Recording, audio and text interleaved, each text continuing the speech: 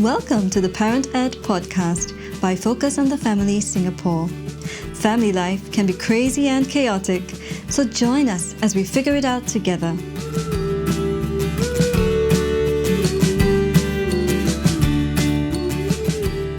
Hello and welcome to the Parent Ed podcast. My name is Alicia and I am your host for this episode.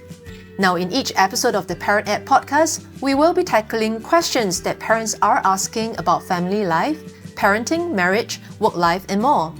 We will be speaking with everyday parents and also practitioners as they share with us their experience and practical ideas.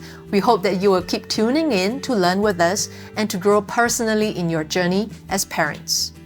Now, today we are going to dive into a topic that's increasingly important in the world of social media, advertising, and peer pressure: body image issues among children and teenagers. Now, while there's a common perception that body image struggles primarily affect females, it's important to recognize that body image issues likewise can challenge boys and girls alike. And as parents, it's our opportunity to address these concerns and provide support to our children. And before we continue, let's challenge a common stereotype, shall we? The idea that body image issues are exclusive to a particular gender is a misconception that can be damaging. While it's true that societal pressures on appearance often affect females, boys are not immune to these pressures either. They face their own set of expectations and ideals related to physique, strength, and appearance. And today we have a special guest with us, John Lim, who is a working adult, to share his journey with body image issues and how he has emerged stronger and wiser. Welcome to the Parent Ed podcast, John, and thank you for joining us today. Can you start by introducing yourself to our listeners and for us to get to know you better?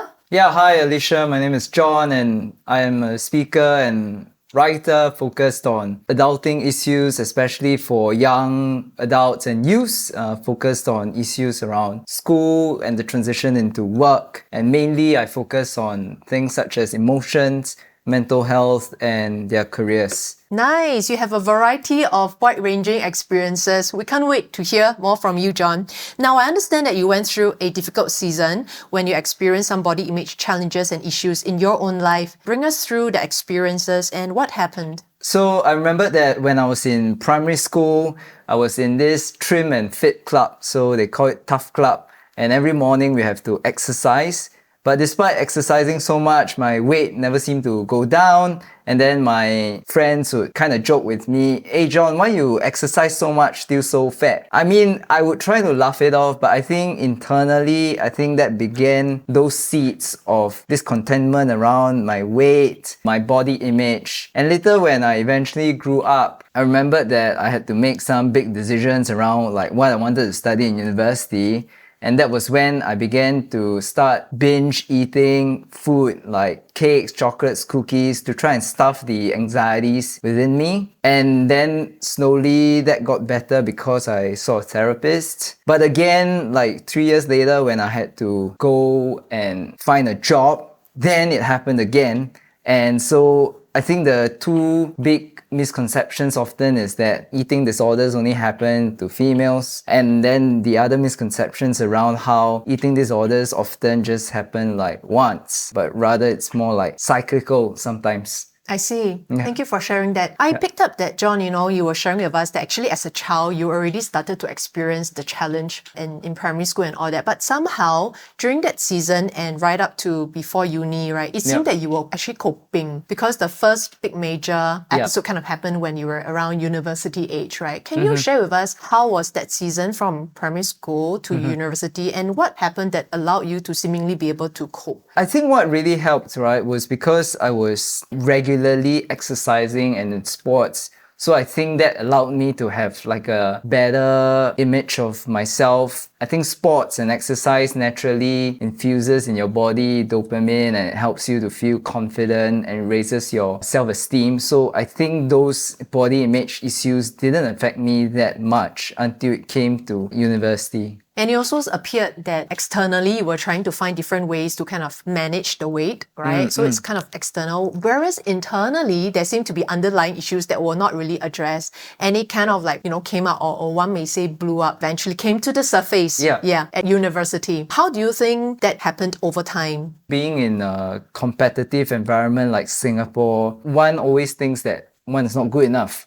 And these comparisons that come through grades, to your parents inevitably comparing you to your siblings or to your cousins, ends up weighing on you. So even though this is just academics, I think eventually it does spill over to other parts of your life, like your body image. And you think that, oh, there's something wrong with me, and therefore I have to go and control it in some way, whether it be through like dieting, or eventually this became like an eating disorder. How do you think your struggles, John, with body image affected your sense of identity and self-worth? It was very, very difficult for me to deal with initially, because when I started on these binges, it was just incomparably like difficult to even stop. And back then I kept asking myself, like, why am I so weak? Or why can't I just stop, right? It's just food. And it should be better controlled. I felt very, very bad about myself. But I think as I look back, those experiences with eating disorders eventually helped me to become like the person I am today. I think without them, I wouldn't be like who I am today. Appreciate that insight that you shared. If we could help our parents out here a little bit who might be curious and wonder when they listen in to you share your journey, right? And they are also curious to know what are the common signs and symptoms of body image issues in a child that they should be aware of. Can you share a little bit more about that externally? What might be things that they should look out for as a parent? Very often it comes down to how they manage their food. So that starts with the intake of food, right? So if you see your child suddenly eating very little or suddenly eating very much, I think those should start ringing alarm bells in your head. I think then it also goes down to like the output of the food. So sometimes eating disorders like bulimia happens when the child tries to purge the food either through like vomiting. So if you see them like spending excessive amounts of time in the toilet, that might be another warning sign. Also, you can look at how they spend their money. Sometimes children might buy laxatives, or they might buy like excessive amounts of food. So if you find them suddenly asking for more and more money, that might be like a warning sign that you have to look out for. Ultimately, there isn't just one clear sign or symptom that you should look out for. I think as a parent, you know your child best. You know when they are facing certain issues. I think often it's better to be safe rather than to be sorry, and to try and get to understand what the child is going through, and then to bring them to a professional earlier rather than later. Great point you raised about at some point parents need to know this is a clear sign that they need to seek external or professional help. I recall and remember that one of the key factors when it comes to observing signs and symptoms, right, of a child struggling with, let's say, body image challenges here is also that of consistency and regularity and frequency. Because you mentioned look out for when the child excessively eats too much or doesn't eat, right? So what is that regularity or the frequency of these habits on a repetitive basis that is like a clear warning sign? I mean, with individuals, it differs, but often I think if it goes on for like 2 weeks, and in my case, it was like for a month, then I think it's time to go and seek some professional help. Thank you for sharing from experience. I am aware that because we want to caveat here with our listeners that this is a conversation with you, John, and with your speaking from your lived experience. And in any case of doubt, parents should definitely seek the advice of medical professionals. My next question for you, John, is this, right? You've started to share a little bit about common body image issues and eating disorders. Also, you mentioned a little bit. What are some causes of these underlying body image, right? What are some usual, typical, common causes? And what are the factors driving these issues? If you look at these causes, they broadly speaking can be differentiated into 2 buckets. I think the first is around comparison. The second is around like this desire to control. So if you look at comparison, then it's exacerbated by this use of social media today. So you might have influencers, fitness influencers telling young children that you can lose weight by purging or fasting. And then unwittingly, children start doing this. Or maybe even in school, children get affected by classmates, friends telling them like, hey, you look so fat. And often this can just be jokes, but at a young, tender age, this might affect them very, very deeply. The second bucket of causes is around this desire to control. So if you look at this desire to control, often children face a lot of stresses in school. If they are unable to control like the outcomes of their results, they might turn to something that they can control, like their intake of food. And this is something very simple. And so this desire to control, due to the external stresses that they cannot control, ends up pushing them towards disordered eating, or perhaps even to further problems like anorexia or bulimia. And if you look at these two buckets, control and comparison, like comparison tends to be like internal, it's like a mental state of mind, but the control is like external, it's like the things that you do externally to try and gain a sense of control over like the circumstances that are around you. Can we talk a little bit more about your first bucket, the more like internal kind of struggle? So for a young child, we've talked about like more visible physical symptoms, right? Like the eating habits and all of that. What might be the emotional or psychological kind of manifestations of a child who might be struggling with a body image issue? Like with, if somebody is teasing them in school or internally they feel they don't measure up to whichever ideal is in their head, how might that manifest on an emotional or psychological point of view? Yeah, you would see that the child is socially more withdrawn. I do remember that when I was a social worker, I often had this client and he often said like, I have no friends. And he would often come home immediately after school and then end up like playing computer games for the rest of his day. And primarily it was because he had this idea that he was not good enough. Nobody would want to make friends with him. And often as a young child, you might not be able to dissociate what people say and who you are. You might end up identifying with people labeling you as fat, unwanted, or like not very attractive, ugly. And then you might think as a result of that, you start to withdraw from your friends. And I think those are some psychological symptoms which you can see play out in real life in their actions. So supposing a parent, notices that the child for like over a week has been a little bit not himself or herself, maybe a bit socially withdrawn, like you say, right? How can a parent come in, right, and be that support, or even find opportunity to discover more behind why the child is behaving this way and, have an opportunity to change a narrative that's going on in the child's mind? What can a parent do? In social work, in psychology, we often have this idea of psychological safety. Essentially, as a parent, you want to provide that safe space, but I think the question is how, when often we are so busy. I think the first is just providing that warmth to the child, right? And I think here it's essential to not just show empathy, feeling with the child, feeling what the child feels, but also showing like compassion for the child. So showing warmth, showing the child that you actually are there and you don't actually want to try and change anything. Because often when we see a problem in a child, our first reaction as parents is, oh, why like that? Like, what's happening? I think the approach more should be like, oh, tell me more, rather than asking or questioning the child and trying to force them to change. Yeah, so there's a point about like sitting with the emotions of the child, and coming across as more supportive and empathetic rather than telling the child outright, this is not right and please change now. Yeah. How can a parent affirm a child? So we talk about empathizing, right? Do you think that parents can also affirm a child with regards to their self-worth? It's not defined by how they look or how they dress. And how can a parent do that? Affirm their child's identity and self-worth? Something that really helped me growing up was that even though I was in all these tough clubs and seen as quite a fat person, what helped was my dad taking time every evening to go and run with me. And that act of just being with your child and doing something physical like exercise can show the child that, hey, I can actually be loved for who I am.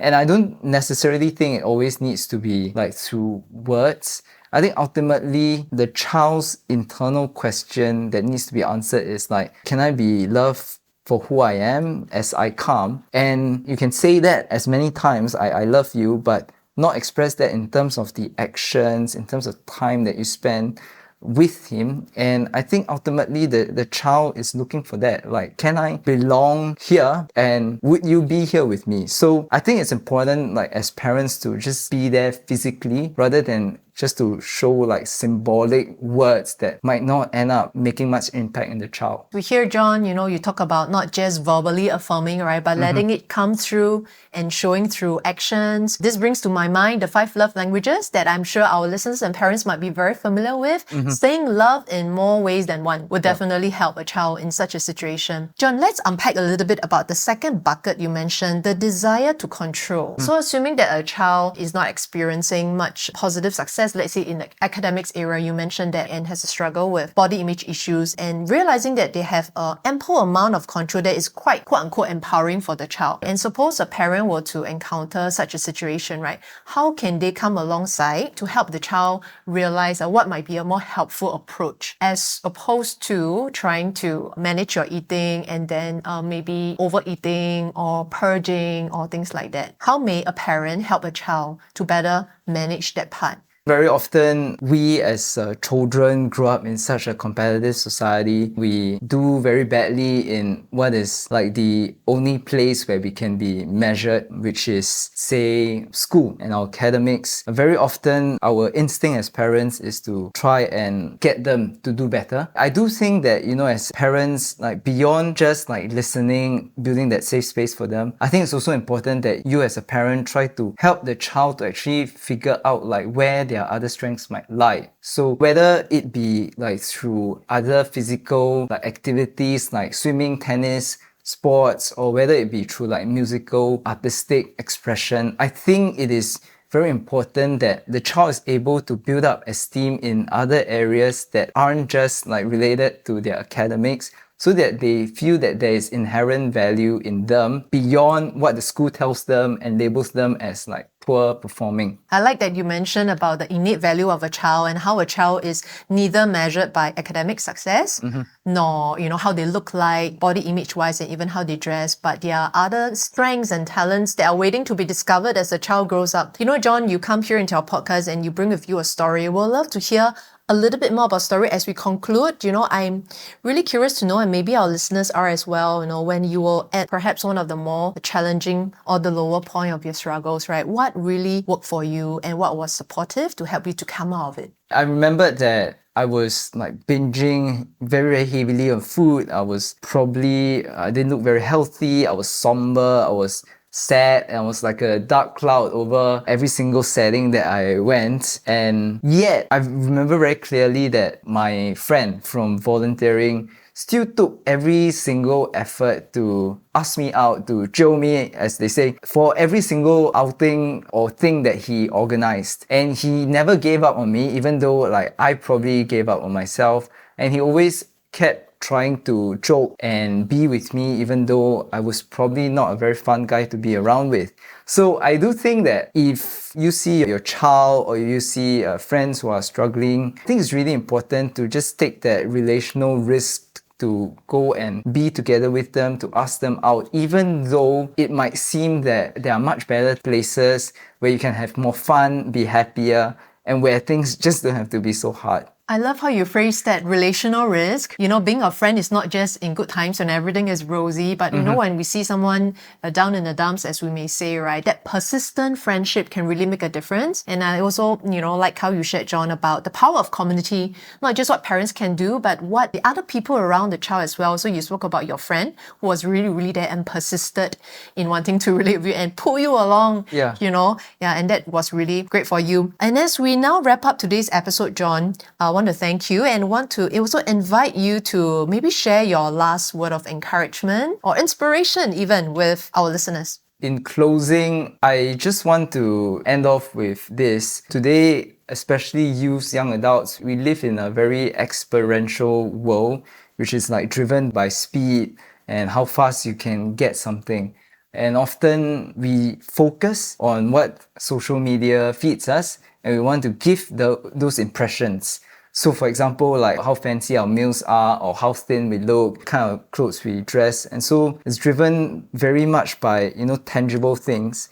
But I think ultimately, when we deal with something like eating disorders, body image issues, ultimately it comes down to the relationship that is between us, the intangibles. So me and my friend, me and my family, but also like the relationships within ourselves. The question that our kids are asking and should be asking ourselves is like, can I love myself? But I think, as parents, when we see our children suffering through this, I don't think the approach should be, why are they like that? As if they were like doing something wrong, but just assuming the best of them and asking ourselves very honestly, like, what if my child was doing the very best that he or she could? I think that really changes the frame on how we look at supporting our children. Thank you for the nugget of wisdom, right? You effectively went back and asked our parents here, right? And maybe sometimes it's our approach and our mindset and our philosophy when it comes to parenting. The question of what if my child was already giving his or her best in that situation, and what would my response be? Will I accept my child for what he or she can offer, and which is already his best? We'll leave that thought with our listeners for today. And thank you so much, John, once again for sharing your lived experiences with us so openly. We appreciate that. And for those tuning in, we hope you have benefited from this podcast and now feel a little bit more confident in having the know-how and on how you may journey with your children in different challenges that may encounter our way. And so for more parenting resources, do visit our website at family.org.sg. So do keep tuning in to the Parent Ed podcast to grow in your parenting journey. Until next time, have a great week with your family.